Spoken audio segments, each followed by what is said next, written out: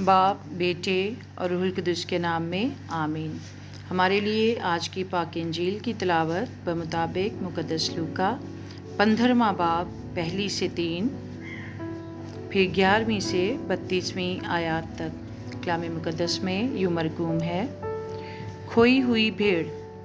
تب سب محصل اور گنہگار اس کے پاس آئے تھے تاکہ اس کی سنیں، اور فریسی اور فقیہ یوں کہتے ہوئے اعتراض کرتے تھے کہ یہ گنہگاروں سے ملتا اور ان کے ساتھ کھانا کھاتا ہے۔ تب اس نے ان سے یہ تمثیل کہی۔ پھر اس نے کہا، کسی شخص کے 2 بیٹے تھے۔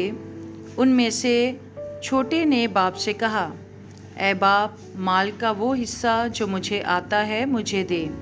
اس نے مال انہیں بانٹ دیا۔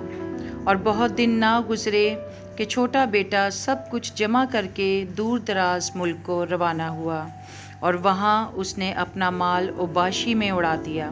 اور جب سب خرچ کر چکا تو اس ملک میں سخت کال پڑا اور وہ محتاج ہونے لگا۔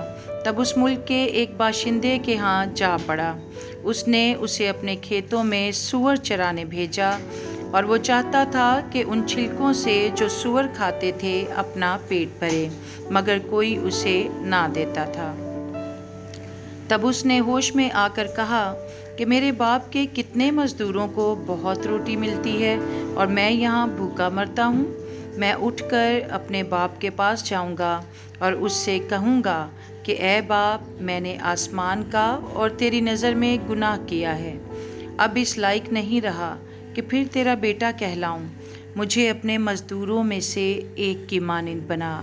اور اٹھ کر وہ اپنے باپ کے پاس چلا، اور ابھی وہ دور ہی تھا کہ اسے دیکھ کر اس کے باپ کو ترس آیا، اور دوڑ کر اسے گلے لگا لیا اور مکرراً چوما۔ بیٹے نے اس سے کہا کہ اے باپ، میں نے آسمان کا اور تیری نظر میں گناہ کیا ہے، اور اب اس لائق نہیں رہا کہ پھر تیرا بیٹا کہلاؤں۔ مگر باپ نے اپنے غلاموں سے کہا کہ جلدی سے اچھی پوشاک نکال لاؤ اور اسے پہناؤ، اور اس کے ہاتھ میں انگوٹھی اور پاؤں میں جوتی پہناؤ، اور پلے ہوئے بچڑے کو ذبح کرو کہ ہم کھائیں اور خوشی منائیں، کیونکہ میرا یہ بیٹا مردہ تھا اب زندہ ہو گیا ہے، کھو گیا تھا اب ملا ہے۔ بس وہ خوشی کرنے لگے۔ اور اس کا بڑا بیٹا کھیت میں تھا۔ جب وہ گھر کے نزدیک آیا تو راگ اور ناچ کی آواز سنی۔ تب ایک غلام کو بلا کر پوچھا کہ یہ کیا ہے؟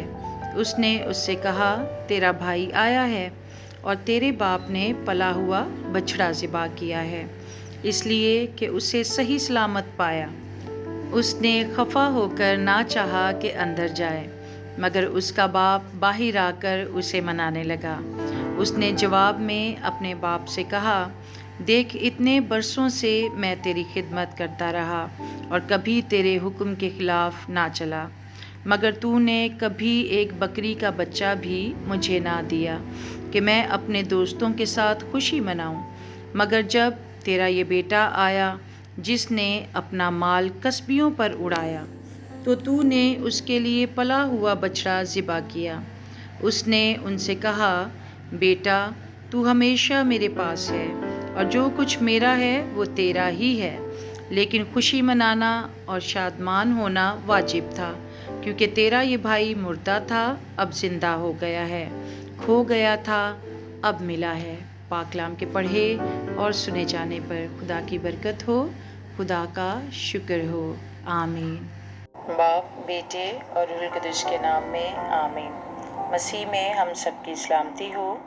عزیز مومنین، آج کی پاک تلاوت ہم سے یہ سوال کرتی ہے کہ کیا ہم دوسروں کی برکتوں، خوشحالی اور بحالی سے خوش ہوتے ہیں، یا کہ دوسروں کی نعمتوں، عزت و وقار اور احترام سے حسد کر کے ان کے خلاف مختلف طریقوں اور چالوں سے برے منصوبے باندھتے اور گناہ اور ناراضگی کی زندگی گزارتے ہیں؟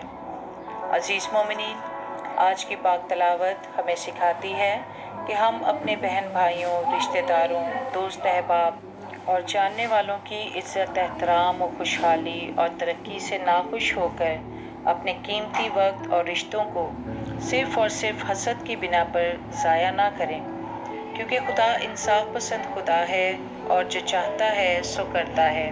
ہر انسان کے اعمال کا بدلہ خدا قادر مطلق اپنے وقت اور طریقے سے دیتا ہے۔ گو کہ اس بیٹے نے نافرمانی کی، بدتمیزی کی اور اپنے باپ اور بھائی کا دل دکھایا، لیکن اس نے اس دنیا میں ہی اس کا بدلہ بھی پا لیا، اور بہت غرور اور نافرمانی تکبر کے بعد اپنے باپ کو یاد کیا، کیونکہ وہ جانتا تھا کہ وہاں ہی میں سکون پاؤں گا، کیونکہ وہ میرے باپ کا گھر ہے جہاں اتنی خوشحالی ہے، برکتیں ہیں اور نعمتوں کی فراوانی ہے۔ اس نے ارادہ کیا کہ میں اپنی غلطیوں اور گناہوں کی معافی مانگوں گا تو وہ مجھے یقیناً معاف کر دے گا۔ عزیزو، خداوند یسوع مسیح اس تمثیل سے ہمیں یاد کرواتے ہیں کہ ہم بھی توبہ اور معافی مانگ کر اپنے خدا سے ملاب کر لیں، اقرار کر لیں کہ ہم سے گناہ سرزد ہوئے، ہم سے دانستہ و دانستہ نافرمانی ہوئی، اس کے حضور جھک جائیں، گڑ گڑائیں اور پشیمانی کی حالت میں اس سے معافی کے طلبگار ہوں، کیونکہ وہ رحیم خدا ہے، قہر کرنے میں دھیما اور شفقت میں غنی ہے۔ عزیزو، ہمیں یہ بات یاد رکھنے کی ضرورت ہے کہ عزت، دولت اور شہرت خدا کی طرف سے ہی برکت میں ملتے ہیں۔ حسد کرنے، بڑبڑانے، تہمت لگانے اور عیب جوئی کرنے، ناراض ہو کر دوسروں کے ساتھ برا سلوک کرنے سے کچھ حاصل نہیں ہوتا، بلکہ اپنے الفاظ کے استعمال سے ہی آپ ظاہر کرتے ہیں کہ آپ کس قدر حسد اور احساس کمتری کا شکار ہیں، بالکل جس طرح اس بڑے بیٹے نے کیا۔